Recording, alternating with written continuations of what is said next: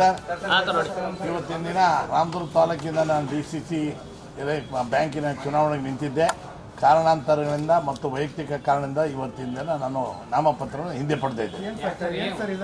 ನಮ್ಮ ವೈಯಕ್ತಿಕ ಕಾರಣ ಇರ್ತಾರೆ, ಮುಂದೆ ರೀಶಬಲ್ ಆಗ್ತಾ ಇರ್ತದೆ. ಆಮೇಲೆ ಅಕಸ್ಮಾತ್ ಹೆಚ್ಚುಗಡೆ ರಿಸಲ್ಟ್ ಆದರೆ DCC ಬ್ಯಾಂಕಿಗೆ ಸೋತ ಮಂತ್ರಿ ಯಾಕೆ ಮಾಡೋದು ಅಂತ ಕಾರಣನೂ ಬರ್ಬೋದು.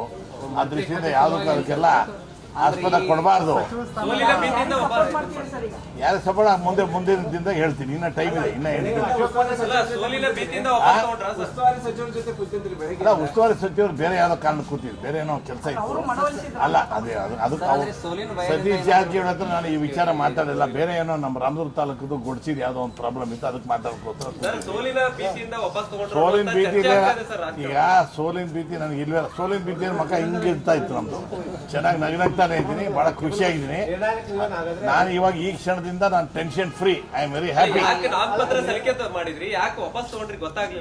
ಕಾರಣಾಂತರಗಳು ಈ ರಾಜಕೀಯಗಳಿಗೆ ಬೇಕಾದಷ್ಟು ಕಾರಣ ಇರ್ತಾವೆ, ಅವೆಲ್ಲ ನಿಮ್ಗೆಲ್ಲ ಹೇಳಕ್ ಹೋಗಲ್ಲ.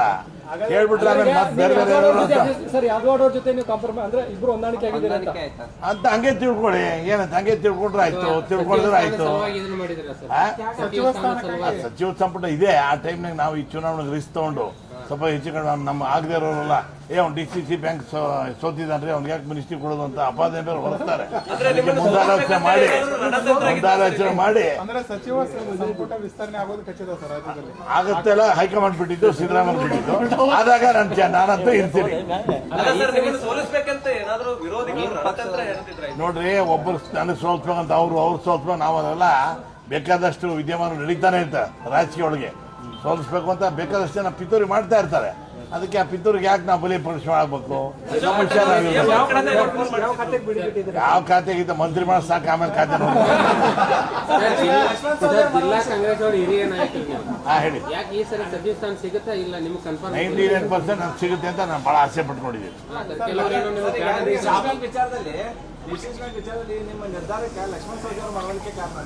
ಇಲ್ಲ, ಅವ್ರಿಗೆ ಯಾರಿಗೂ ನಾನು ಕಾಂಟ್ಯಾಕ್ಟ್. ನಾನು ಮೊನ್ನೆ ಕೂಡ ಹೇಳಿದ್ದೀನಿ, ನಾನು ಜಾರಕಿಹೊಳಿ ಅವ್ರ ಟೀಮು ಇಲ್ಲ, ಸೌದಿ ಟೀಮ್, ನಾನು ಸಿದ್ದರಾಮಯ್ಯ ಟೀಮ್. ಅವತ್ತಿಂದ ಹೇಳ್ತಾ ಇದ್ದೀನಿ. ಇಲ್ಲ, ಸಿದ್ದರಾಮಯ್ಯ ಯಾವ್ದು ಆಗ್ಬೋದು ಹೇಳಕ್ಕಾಗಲ್ಲ. ನಮ್ಮ ಜೊತೆ 12 ಜನ ಇದ್ದಾರೆ. ಯಾರ ಕಡೆ ಬರೋದು ಆಮೇಲೆ ಹೇಳ್ತೀನಿ. ಈಗಲೇ ಹೇಳ್ಬಿಟ್ರೆ ಅದಕ್ಕೆ ಮಜಾ ಬರಲ್ಲ. ಲಾಸ್ಟ್ ಒಳಗೆ ಹೇಳಿದ್ರೆ ಅದು ಮಜಾ ಬರುತ್ತೆ. ಹೆಂಗೆ ನಾನು ಲಾಸ್ಟ್ ಮಿನಿಟ್ ವಿತ್ಡ್ರಾ ಮಾಡಿದೆ, ಅದೇ ರೀತಿ ಲಾಸ್ಟ್ ಮಿನಿಟ್ ಅದನ್ನ ಹೇಳ್ತೀನಿ. ಅಶೋಕ್ ಪಟ್ಟಣ್ ಅವರು ಮಂತ್ರಿ ಆಗೋದು ಪಕ್ಕ ಅಂತ ನಾನು ನಿಂತ್ಕೊಂಡಿದ್ದೀನಿ. ಹೈಕಮಾಂಡ್ ಬಿಟ್ಟಿದ್ದು. ಈಗ ಇನ್ನೇನು ಬಹಳ ಜನ ಕರಿಕೋಟ್ ಹಾಕೊಂಡು ಹೋಗಿರ್ತಾರೆ, ಅವ್ರ ಹೆಸರು ಇರಲ್ಲ. ಹಂಗೆ ಆಗ್ಬಾರ್ದು. ನಾವು ಪಾಡ್ನಾಗ ಇರ್ತೀವಿ, ಮುಲಾ ಬಂದ್ರೆ ಹೋಗ್ತೀವಿ. ಮಂತ್ರಿ ಪಾಡ ಪ್ರತಿಜ್ಞೆ CM ಬದಲಾವಣೆ ಆಗಲ್ಲ. ಹೈಕಮಾಂಡ್ ಬಿಟ್ಟಿದ್ದು. ಯಾರು ಸದ್ಯಕ್ಕೆ ಯಾರು ಆಗಲ್ಲ. ಓಕೆ, ಥ್ಯಾಂಕ್ ಯು ಸರ್, ನಮಸ್ಕಾರ.